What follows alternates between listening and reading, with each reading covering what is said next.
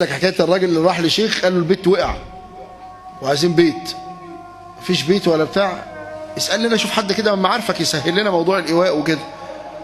فالشيخ قال له توكل على الله بس وان شاء الله ربنا يكرمك.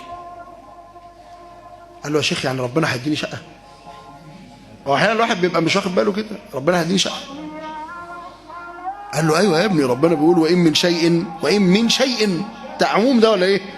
الا عندنا خزائنه وما ننزله الا بقدر. اصل انت ممكن تفسد. فالراجل قام وقال له طيب يعني هنسال ربنا، بس برضه يعني شوف لنا كده حد من معارفك يعني، برضه انت عارف الشركه اصيل اصلا. وقام مشي.